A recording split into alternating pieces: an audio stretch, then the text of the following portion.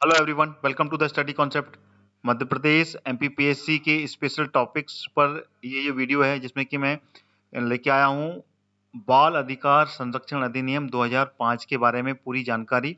और ये topic wise series चल रही है जिसमें कि मैं हर टॉपिक पर जो कि मध्य प्रदेश के नए पाठ्यक्रम, मध्य प्रदेश एमपीपीएससी का जो नया पाठ्यक्रम आया उसके अनुसार मैं ये पूरी सीरीज लेके आ रहा हूँ, जिसमें कि ये अगला वीडियो है जो कि बाल अधिकार संरक्षण अधिनियम 2005 के तहत जो आयोग बनाया गया है उस आयोग के ऊपर पूरी जानकारी आपको इस वीडियो में मिलेगी। तो ये वीडियो अंत तक देखें आप, और वीडियो को लाइक भी करें और साथ में वीडियो को शेयर करें अधिक से अधिक, जिससे कि सारे जो अन्य विद्यार्थी हैं जो कि एमपीपीएससी 2020 की तैयारी कर रहे हैं और जो स्टेट पीएससी की तैयारी कर रहे हैं उन सभी के लिए बहुत ही उपयोगी वीडियो है। तो वो भी ज़्यादा से ज़्यादा इस वीडियो को देख पाएँ और पर्टिकुलर टॉपिक वाइज जो मैं वीडियो ला रहा हूँ उस सीरीज से ये जुड़ पाएँ। तो लगातार मेरी इस सीरीज से जुड़े रहने के लिए मेरा चैनल स्टडी कॉन्सेप्ट सब्सक्राइब कर लीजिए, वो भी ऑल नोटिफिकेशन के साथ में। ऑल का जो रेडियो बटन है उसको सिलेक्ट करने के बाद में आपको सब्सक्राइब का बटन क्लिक करना है, जिससे कि आपको वो सारे वीडियोस जो आप देखना चाहते हैं पर्टिकुलर टॉपिक पर एमपीपीएससी और स्टेट पीएससी के लिए, तो वो सारे वीडियोस आपको लगातार मिलेंगे और सभी नोटिफिकेशन के साथ में सारी वीडियोस आप देख भी पाएंगे। तो चलिए शुरू करता हूँ ये राष्ट्रीय बाल संरक्षण अधिकार आयोग के ऊपर स्पेशल टॉपिक, जिसमें कि पूरे डिटेल में मैंने इसमें एक्सप्लेन करने की कोशिश की है। तो वीडियो को अंत तक जरूर देखिएगा।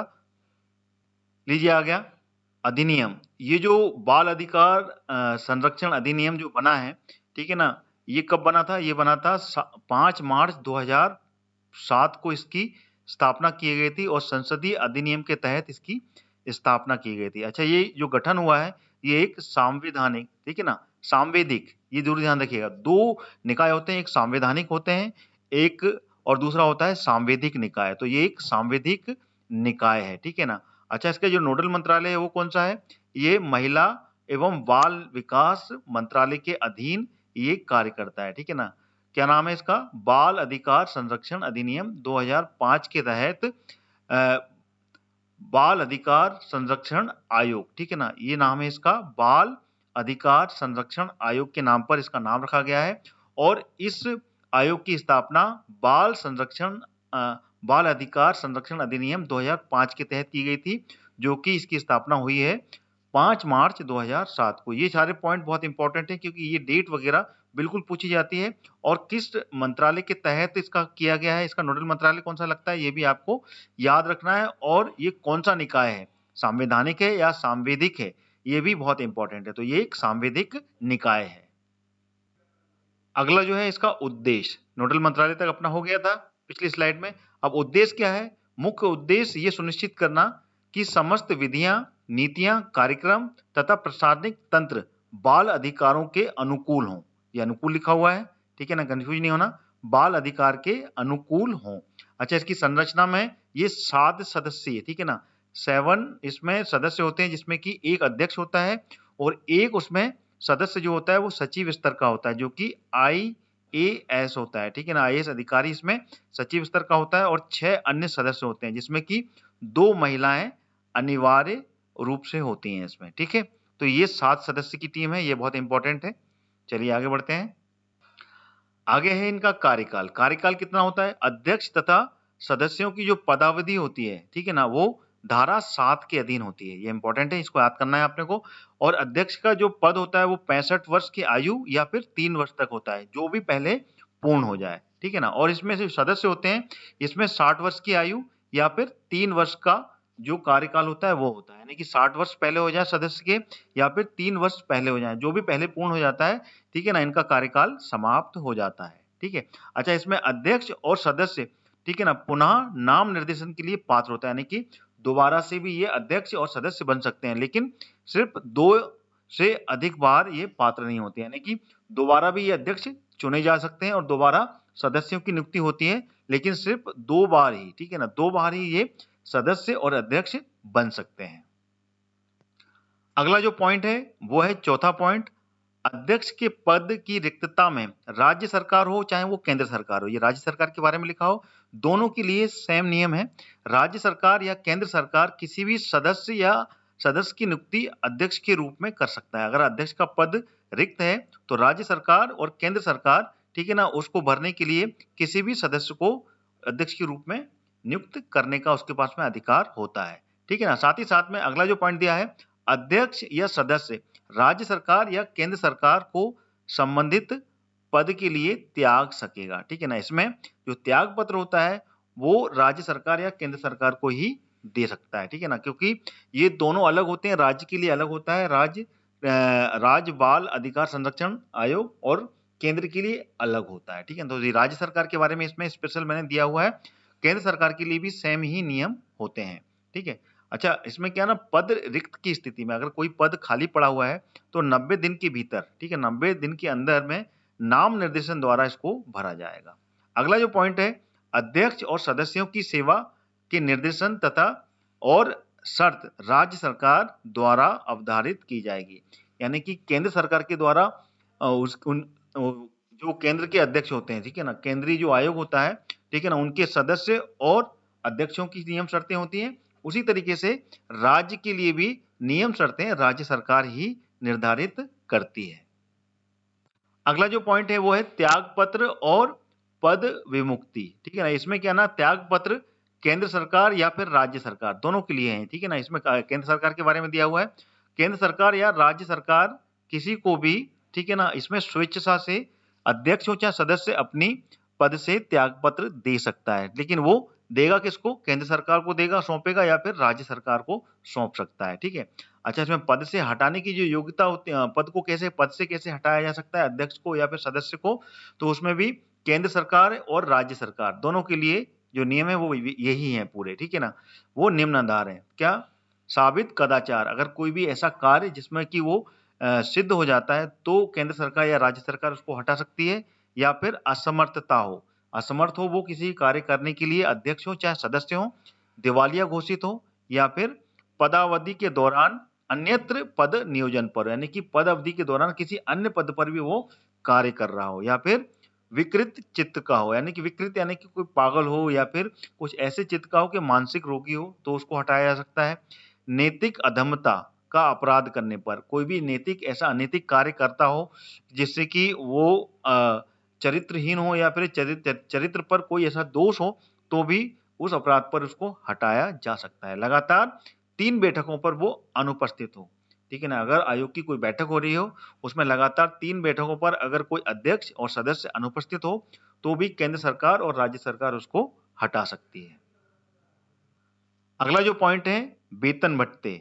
वेतन भत्ते केंद्रीय सरकार और राज्य सरकार के द्वारा ही तय किए जाते हैं। ठीक है ना, आयोग के प्रतिवेदन केंद्र और राज्य सरकार को ही सौंपते हैं। जो प्रतिवेदन होता है, जो वार्षिक रिपोर्ट होती है, वो रिपोर्ट केंद्र को सौंपते हैं, केंद्रीय जो बाल अधिकार आयोग है, और राज्य के जो अधिकार आयोग हैं वो राज्य सरकार को सौंपते हैं।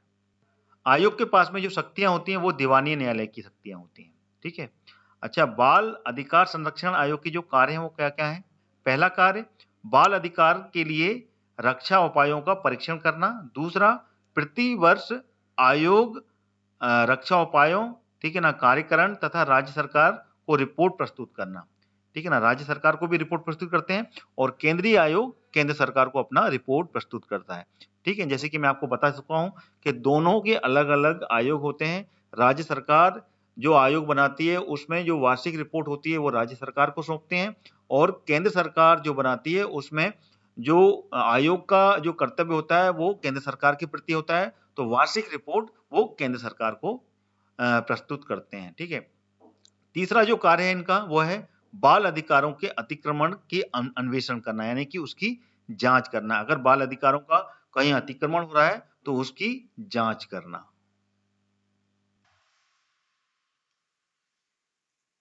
आगे जाने से पहले मैं आपको बताना चाहता हूं, अनअकैडमी आपके लिए लाया है एक फ्री प्लान, जिसमें कि आपको एमपी के टॉप एजुकेटर से पढ़ने का सुनहरा मौका मिलेगा।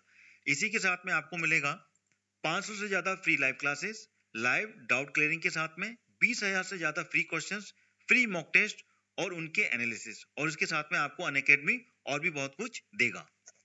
फ्री प्लान एक्सेस करने के लिए आज ही डाउनलोड करें अनअकैडमी का ऐप और यूज करें मेरा रेफरल कोड, जो कि रेड कैपिटल लेटर से लिखा हुआ है, Hardayal Kushwaha. Now Prateek Jain exclusively available on Unacademy, जो कि है एमपी के best faculty top ex faculty of Aakar IAS academy, जो कि आपको कंप्लीट कवरेज देने वाले हैं पूरा मध्य प्रदेश के कोर्सेज का। और ये इनकी क्लासेस स्टार्ट हो रही हैं 11 फरवरी 2021 से। यहाँ पे आपको मिलने वाला है complete doubt resolutions, live classes, quizzes और PDF नोट्स भी। क्या आप प्रीलिम्स 2020 क्रैक करने के लिए रेडी हैं? तो अभी एनरोल कीजिए प्रीलिम्स चैंपियनशिप में, जहां टॉप 3 रैंकर्स को मिलेगा 1 मंथ का फ्री सब्सक्रिप्शंस। ये चैंपियनशिप स्टार्ट हो चुकी है 6 फरवरी से।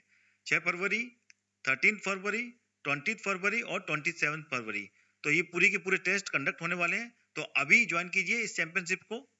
इसका जो लिंक है मैंने डिस्क्रिप्शन बॉक्स में डाल दिया है, वहां से आप क्लिक करके इस चैंपियनशिप में ज्वाइन कर सकते हैं। अनअकैडमी लेके आया है अचीवर बैच, जो कि है MPPSC प्रीलिम्स 2020 के लिए।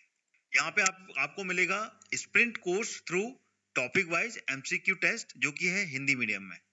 ज्वाइन करें इस बैच कोर्स को और पाएं MPPSC का संपूर्ण मार्गदर्शन। इसकी क्लासेस शुरू हो चुकी हैं 11 फरवरी से। इसका पहला सेशन जो कि 10 बजे से लेके 11 बजे तक होता है, दूसरा सेशन 5 बजे से लेके शाम को 6 बजे तक होता है और तीसरा सेशन उसके बाद में 7 बजे से लेके 8 बजे तक चलता है। इसमें आपको MP के टॉप एजुकेशन पढ़ने का मौका मिलेगा, साथ ही साथ में 60 मिनट की comprehensive sessions with MCQ test followed by the detail discussions of the test, complete coverage of MPPSC prelims syllabus with PDF notes after each classes। आइए आप जान लेते हैं अनअकैडमी के प्लस बैचेस के बारे में, जो आपकी हर जरूरत के हिसाब से बिल्कुल परफेक्ट हैं। जी हाँ, 60 days live crash courses, recorded batches, PDF revision notes in every classes, best educators for your guidance, साथ ही साथ में लाइव MCQ रिवीजन बैचेस भी हैं, साथ में लाइव डाउट क्लियरिंग भी है और 20 से ज्यादा मॉक टेस्ट हैं जो कि प्रैक्टिस के लिए आपके लिए अवेलेबल हैं और 20,000 से ज्यादा यहाँ पर क्वेश्चंस हैं जो कि आपके प्रैक्टिस के लिए अवेलेबल हैं प्लस बैचेस में। आइए अब जान लेते हैं अनअकैडमी का सब्सक्रिप्शन कैसे लेना है। बस आपको प्ले स्टोर पर जाना है और अनअकैडमी का लर्निंग ऐप डाउनलोड करना है और इसमें अपना गोल MPPSC व्यापम सिलेक्ट करना है और प्लस कोर्सेज में जाकर मनचाहे बैच कोर्स को एनरोल करके गेट सब्सक्रिप्शन का जो बटन है वो क्लिक करना है।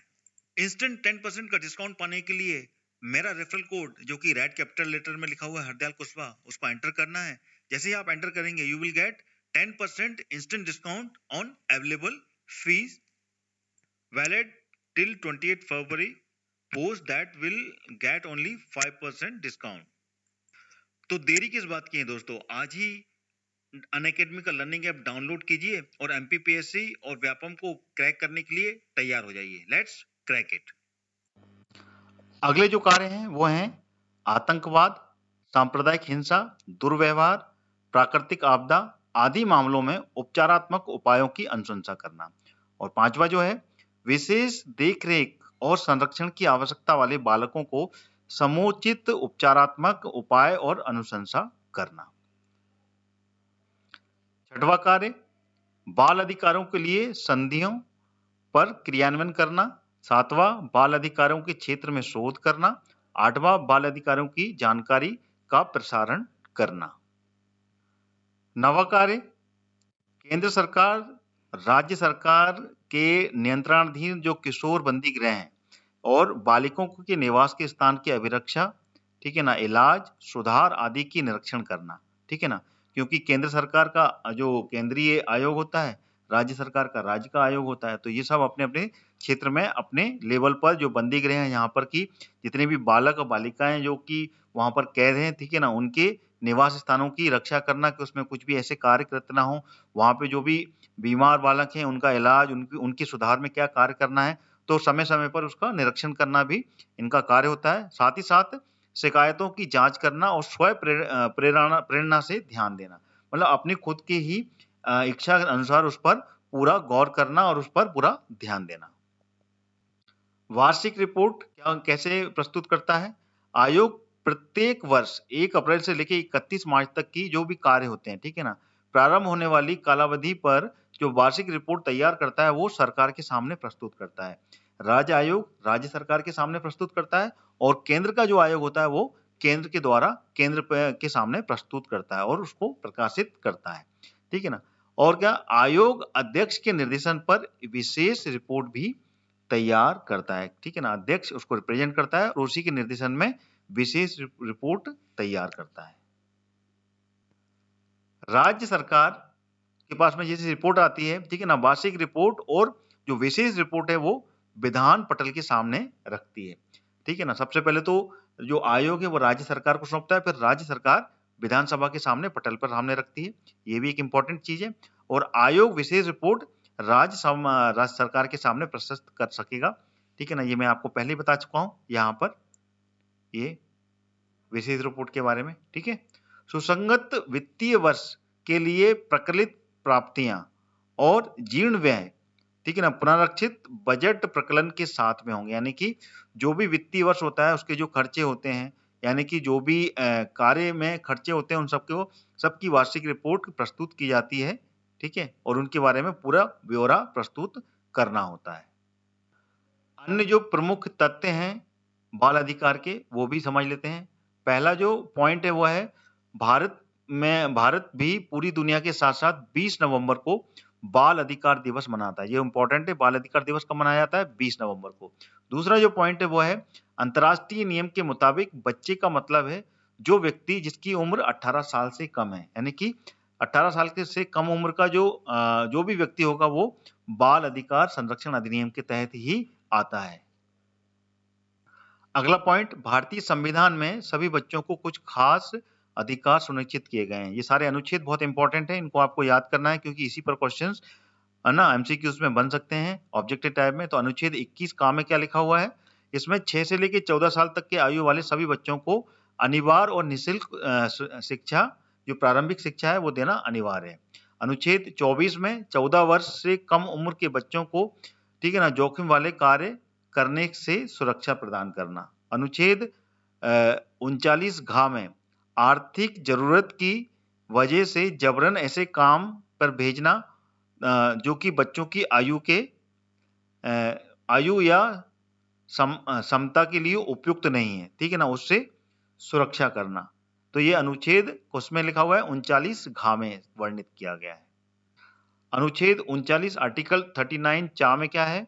बालकों को स्वतंत्रता और गरिमामय माहौल में स्वास्थ्य विकास के अवसर और सुविधाएं मुहैया कराना और शोषण से बचाना। अनुच्छेद 14 के तहत समानता का अधिकार, अनुच्छेद 15 के तहत भेदभाव के विरुद्ध अधिकार दिलाना, और अनुच्छेद 21 में दिया हुआ है इसके तहत व्यक्तिगत स्वतंत्रता का अधिकार, ठीक है। और अनुच्छेद 46 के तहत जबरन बंधुआ मजदूरी और सामाजिक अन्याय और सभी प्रकार के शोषण से कमजोर तबकों को बचाव का अधिकार भी इसमें शामिल किया गया है। तो जितने भी ये आर्टिकल हैं all these are very important, तो इनको आपको बिल्कुल समझ लेना है और इन्हीं आर्टिकल पर क्वेश्चंस बनेंगे। तो ये था बाल संरक्षण अधिकार, ठीक है ना, बाल अधिकार संरक्षण आयोग के बारे में पूरी जानकारी।